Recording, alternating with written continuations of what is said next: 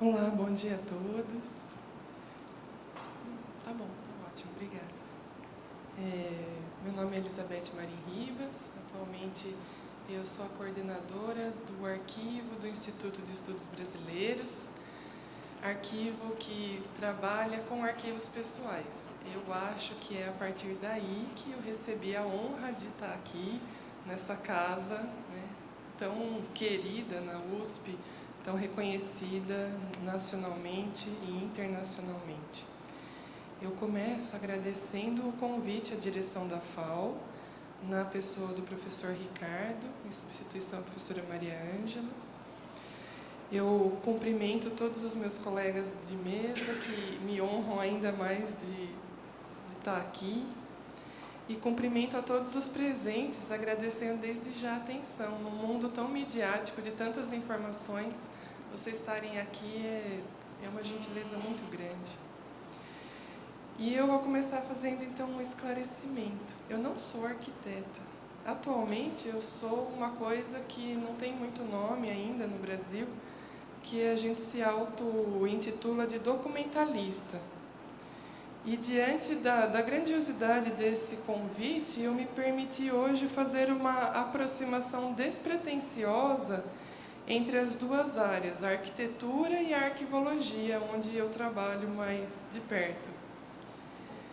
Desde que eu recebi o convite, eu comecei a estudar arquitetura para poder falar com vocês, mas é claro que eu não vim dar aula para os mestres, né? Então, todos os erros são... Eu assumo desde já aqui publicamente que foi falta de estudo, né? E estou à disposição para, inclusive, aprender mais, porque eu acho que as duas áreas têm muito o que conversar. Bom, eu intitulei a minha fala de A Consolidação da Memória de João Batista Villanova Artigas. Por que a consolidação, né? Quando a gente começa a falar de arquitetura, a gente sempre pensa em construção, algo realmente sólido, né? E eu vou partir então de dois conceitos básicos: o clássico do Vitrúvio e o mais contemporâneo do Lúcio Costa, né? Lembrando para mim, porque vocês sabem isso de cor, o conceito clássico de arquitetura nos lembra três grandes pilares, né?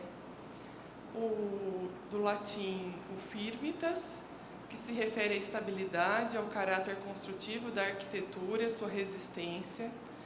A utilitas, que originalmente se refere à comodidade e ao longo da história foi associada à função e ao utilitarismo. E por fim, o venustas, que associa a beleza e apreciação estética. Já no caso do Lúcio Costa, ficou um pouquinho apertado aí, mas ele fala que a arquitetura é, antes de mais nada, a construção, mas construção conhecida com o propósito primordial de ordenar e organizar. E nesse conceito dele, que ele vai trabalhando de maneira mais contemporânea, como deveria ser toda a área, né? Ele vai revisitando os conceitos da arquitetura clássica.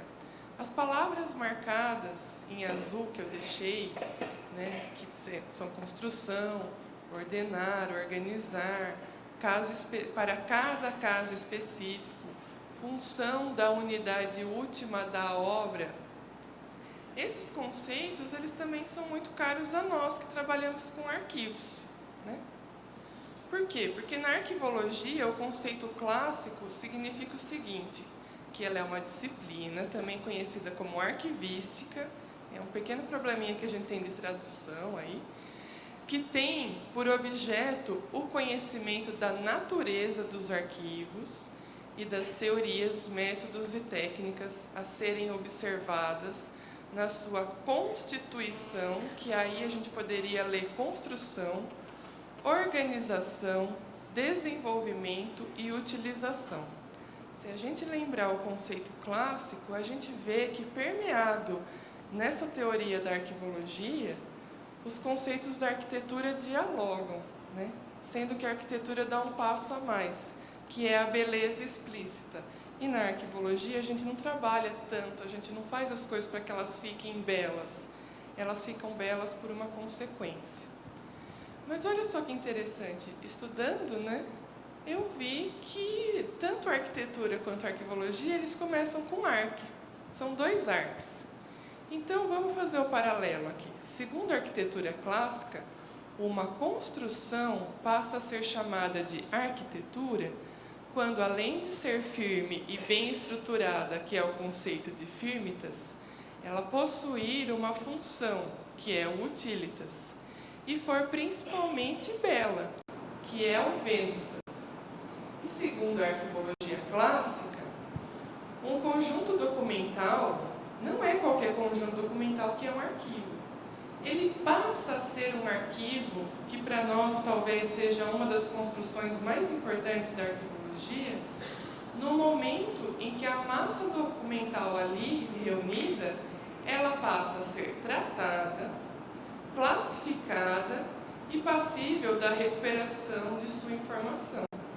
Vamos fazer um exercício aqui. Quando a gente trabalha com os nossos arquivos do computador, às vezes a gente perde um pouco o controle deles. Se a gente não acaba tendo a nossa paciência de criar pastinhas que vão identificando as nossas atividades, as nossas contas, e dentro das contas a gente pensa nas contas de celular, nas contas do condomínio. Quando a gente vai fazer anualmente o nosso imposto de renda, né, que é uma coisa da arquivologia bem utilitas, a gente não acha informação. Então aquilo que está no nosso computador é realmente um arquivo digital ou é uma massa digital que a gente não consegue encontrar as informações lá? E aí eu convido vocês então a gente fazer esse pulo do gato, né? Começamos a definir realmente a aproximação entre as duas. Passa pelos 2 profissionais a tarefa de construir algo estruturado, útil e belo. Se é um arquivo de um arquiteto, enquanto o arquiteto transforma simples construções em sonhos de concreto, porque é isso que estudando esses tempos eu vi, a diferença entre a construção feita por uma pessoa que não é um arquiteto é uma construção. O arquiteto, eu vejo que ele constrói uma coisa que eu chamei de sonhos de concreto. Enquanto o arquiteto transforma simples construções em sonhos de concreto, o arquivista constrói, na ordenação de papéis, o mapa de uma história, uma espécie de narrativa, seja de uma instituição, seja de uma pessoa. E é nesse último caso que se encontra que o encontro dos 2 arques torna-se algo realmente especial. Os arquivos de arquiteto, eles são algo que passam do cimento ao papel, mas com a certeza da beleza a ser mantida. Os arquivos dos arquitetos, eles têm uma estrutura estética que não é qualquer arquivo pessoal que tem. Relembrando ainda o trecho do Lúcio Costa, há sempre, para cada caso específico, certa margem final de opção entre os limites máximo e mínimo determinados pelo cálculo, preconizadas pelas técnicas, condicionadas pelo meio, reclamadas pela função ou impostos pelo programa. A pergunta é: se cada arquivo pessoal é único para nós, arquivistas e documentalistas, e sua classificação ela pode descrever desde a biografia de uma vida de 80 anos, então eu digo, o arquivo do Artigas é o arquivo do Artigas. E a gente começa a estudar a vida dele, sem chegar no papel. Nós estamos no limite do macro e passamos para o micro. O que são micro? Micro são os documentos que estão ali depositados. E aí a gente pode chegar do conjunto ao único. Né? Então aí eu coloco ainda até o tipo de papel do bilhete de ônibus meticulosamente guardado por motivo de uma ocasião especial. Então, se a gente consegue no arquivo pessoal descrever do máximo para o mínimo, levando em consideração o motivo de cada documento ali guardado, ou seja, sua função, né? Respeitando cada caso específico, porque cada arquivo pessoal é uma vida de uma pessoa que é única, a frase acima, ela fala de arquitetura ou de arquivologia? Os arquivos pessoais de arquitetos, eles talvez escondam ali o maior projeto do arquiteto, que é a construção da sua própria história de vida, a sua maior construção. Pegando a brincadeira que eu fiz, que as obras arquitetônicas, elas são sonhos de concreto, a partir do momento que a gente recebe o arquivo de um arquiteto, eu chamei eles carinhosamente de sonhos de papel, porque é por meio dos papéis acumulados que reflete-se o sonho do projeto arquitetônico. Nesses sonhos de papel, é muitas vezes pela história do outro que se encontra a história de si. Apesar de eu não ser arquiteta, eu vivo nesses ambientes criados pelos arquitetos. Nesses tempos que eu andei estudando para estar aqui, é incrível como a arquitetura ela é envolvente, como ela embeleza a vida. Quando nós arquivamos os outros, quando eu começo a estudar a vida do Artigas, para começar a mapear esse arquivo pessoal, é a nós mesmos que estamos arquivando. Por mais que eu não tenha tido contato, eu vi coisas nessa vida grandiosa dele que tem a ver comigo. E é aí que está o mágico. Os papéis não são mais a representação de um no arquivo pessoal, mas de um coletivo, contextualizando em determinado tempo, espaço, classe social, e no nosso caso específico, o Artigas representa fortemente uma profissão. Ele é um destaque entre todos nós. O Philippe Artier, que é um historiador francês que nos ajuda muito nessa questão do arquivamento das pessoas, né? Ele fala que trata-se por meio dessas experiências. Que experiências são essas que ele está falando? Essa experiência do guardar, né?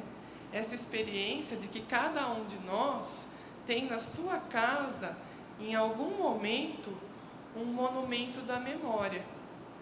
Cada um de nós guarda, seja uma lembrancinha de um ente querido, seja a primeira mecha de cabelo do filho que foi cortar o seu primeiro cabelinho, né? Essas coisas, elas não são mais uma mecha de cabelo, uma foto da tataravó. Eles são monumentos da lembrança. Então, trata-se por meio dessas experiências de guardar, né? De fazer da própria vida, arquivando-a, uma obra de arte. E aí eu comecei a ver que realmente eu estava equivocada, que eu achei que a arquivologia não tratava da arte, mas ela trata. No caso do Philippe, ele prova explicitamente que arquivar a própria vida é uma obra de arte. E por que nós fazemos isso? Outra pessoa importante na nossa área é a Summa Kemishi, e eu retirei um trecho de um texto dela que chama As Evidências de Mim. E fala o seguinte: a produção e manutenção de registros pessoais é um tipo de construção, olha a palavra aí de novo, testemunhal e memorial, um modo particular de comprovar e memorializar nossas vidas individuais e coletivas, nossa existência, nossas atividades e experiências, nossas relações com outros, nossa identidade, nosso lugar no mundo. Esse lugar no mundo, ele fez os nossos ancestrais registrarem suas histórias nas paredes das cavernas. E eles fazem os nossos filhos e netos registrarem seus perfis nas páginas do Facebook. É a busca por esse lugar no mundo que faz a gente nos autorregistrar. E eu termino, né, falando o seguinte: feliz da instituição como a FAO, que guarda a partir de agora o arquivo de um arquiteto como João Batista Villanova Artigas, que eu tomei a liberdade de não falar sobre a vida dele, porque vocês conhecem muito mais do que eu, mas são pelos livros, pelos vídeos que eu vi sobre ele, dele, para ele, toda essa produção em volta dessa única pessoa mostra que ele é uma pessoa especial. Então, voltando, né? Por isso que eu não falei dele. Mas, feliz da instituição como a FAO, que guarda o arquivo de um arquiteto como João Batista Villanova Artigas, que nos inspira com sua história de vida. Vida esta que, como a arquitetura, além de ser firme e bem estruturada, possui uma função e que até hoje nos inspira, por isso que ela está sendo guardada e recebida aqui. E foi principalmente bela. A vida dele se confunde com os conceitos da arquitetura. E eu agradeço aqui publicamente, eu que trabalho com tantos arquivos pessoais, a generosidade da doação da Rosa.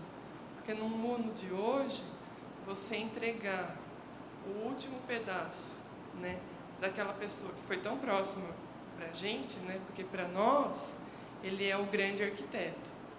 Para ela, ele é o pai. E ela entregar esse registro dele para uma instituição onde ele vai ecoar cada vez mais, né, por meio de pesquisas e divulgação, é um ato muito generoso. Rosa, obrigada.